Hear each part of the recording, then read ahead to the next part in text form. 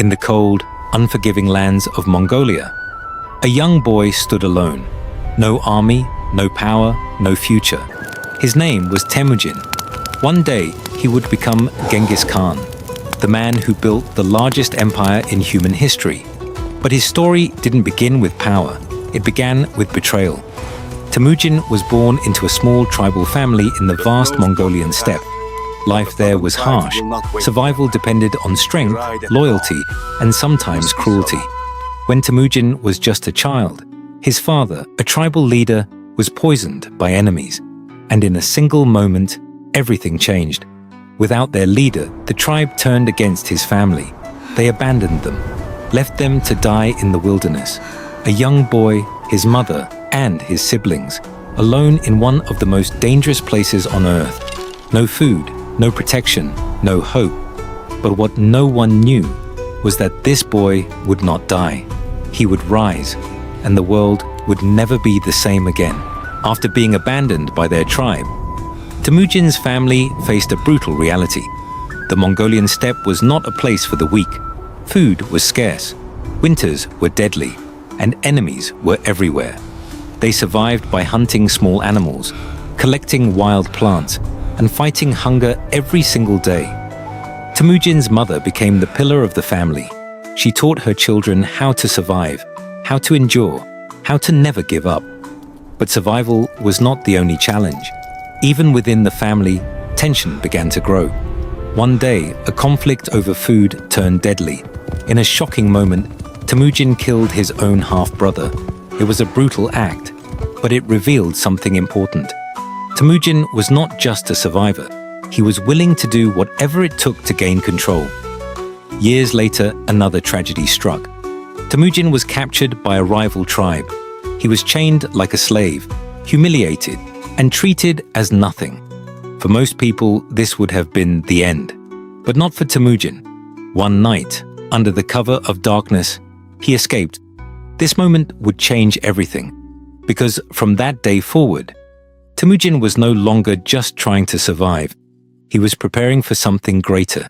He was preparing to take back what was lost and build something the world had never seen before.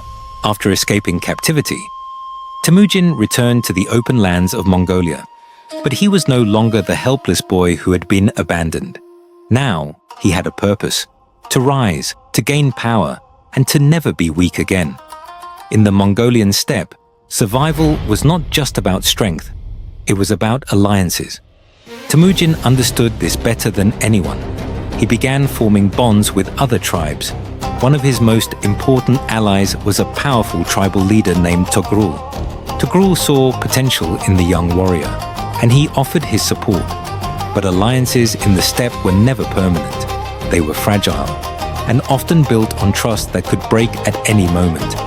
Temujin also reunited with his childhood friend, a warrior named Jamuka. For a time, they fought side by side, two young leaders dreaming of power.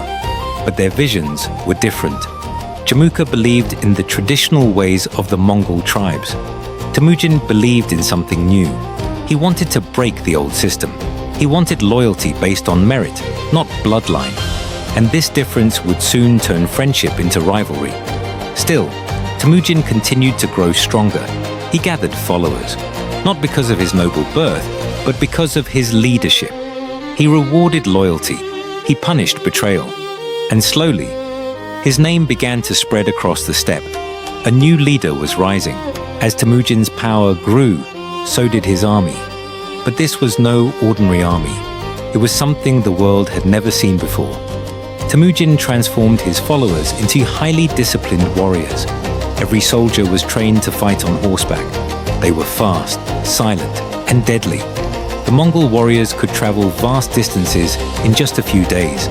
They carried multiple horses, allowing them to switch and never slow down. But their greatest weapon was not just speed, it was strategy. Temujin introduced a new system of organization. He divided his army into units of 10, 100, 1,000, and 10,000. This made his forces flexible and efficient. Orders could move quickly, and every soldier knew exactly what to do. He also changed how leadership worked. Instead of choosing leaders based on family status, he chose them based on skill and loyalty. This made his army stronger than any other, but his rise did not go unnoticed. His former friend, Jamuka, now saw him as a threat. The two leaders clashed in a brutal conflict. It was not just a battle for power, it was a battle for the future of the Mongol people. And in the end, Temujin emerged victorious. His victory marked a turning point, because now he was no longer just a tribal leader. He was becoming something far greater, a conqueror, a ruler, a force that would soon change the entire world. By the early 13th century, Temujin had already defeated many of his rivals, but Mongolia was still divided. Different tribes, different leaders, constant conflict. Temujin knew that if he truly wanted power, he had to unite them all. One by one, he challenged the strongest tribes of the steppe. Some joined him willingly, others were defeated in battle. His former ally, now rival, Jamuka, became his final obstacle. Their conflict had already shaped the future of the Mongol people, but now it would decide everything. In a decisive series of battles, Temujin's forces proved superior. His strategy, his discipline, and his leadership were unmatched. Jamuka was defeated, and with his fall, resistance across the steppe began to collapse. In the year 1206, a grand assembly of Mongol leaders was held, and in that historic moment, Temujin was given a new title. He was declared Genghis Khan, the supreme ruler of all Mongols. For the first time in history, the Mongol tribes were united under one leader. But this was not the end of his ambition. It was just the beginning. After uniting the Mongols, Genghis Khan turned his eyes beyond the steppe. He was no longer satisfied with ruling Mongolia. He wanted more. He wanted the world. His first major target was the powerful Jin dynasty in northern China. It was a wealthy and heavily defended empire, but the Mongol army was unlike anything they had ever faced. Fast, unpredictable, relentless. Mongol warriors attacked with incredible speed. They used surprise tactics, fake retreats, and coordinated strikes. City after city began to fall. But Genghis Khan did not stop there. He launched campaigns into Central Asia. His army moved like a storm across the land. Empires that had stood for centuries collapsed in a matter of years. One of the most powerful targets was the Khwarezmian Empire.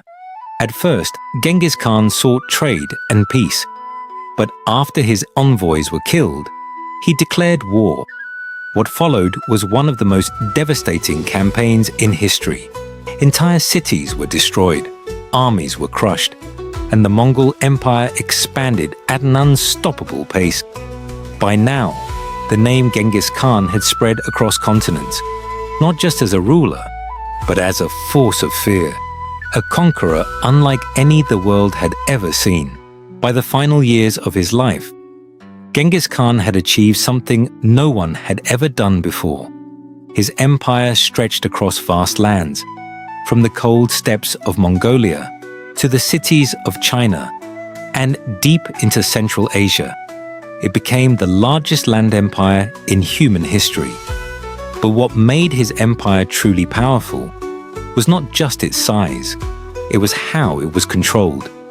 Genghis Khan created a system that allowed his empire to function across thousands of miles. He established strict laws known as the Yasa. He ensured loyalty and discipline among his people. He promoted leaders based on ability, not status. He also protected trade routes like the Silk Road, allowing goods, ideas, and cultures to move freely across his empire. For many, his rule brought stability and order, but for others, it brought destruction. Cities that resisted were wiped out. Armies that opposed him were crushed. His methods were ruthless, and his reputation became legendary.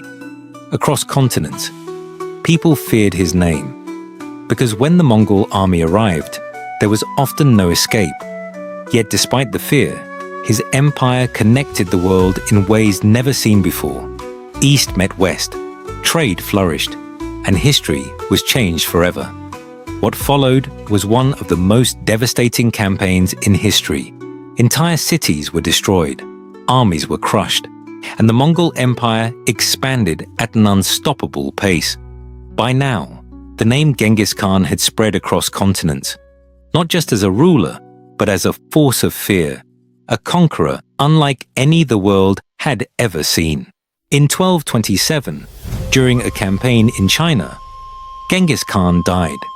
The exact cause of his death remains a mystery, but his impact on the world was undeniable. After his death, his empire did not fall. Instead, it continued to expand under his sons and grandsons. At its peak, the Mongol Empire covered nearly a quarter of the world's land. It became one of the most powerful empires in history. But Genghis Khan's legacy is complex. Some remember him as a brilliant military genius, a leader who united the Mongol people and changed the course of history. Others remember him as a ruthless conqueror, whose campaigns brought destruction to entire civilizations. But one thing is certain: he transformed the world. From a boy abandoned in the wilderness to the ruler of the largest empire in history, his journey is one of survival, ambition, and unstoppable determination. Even today, centuries later, his name still echoes through history, a name that symbolizes power, fear, and conquest. The story of Genghis Khan is not just the story of a man. It is the story of how one person can change the world forever.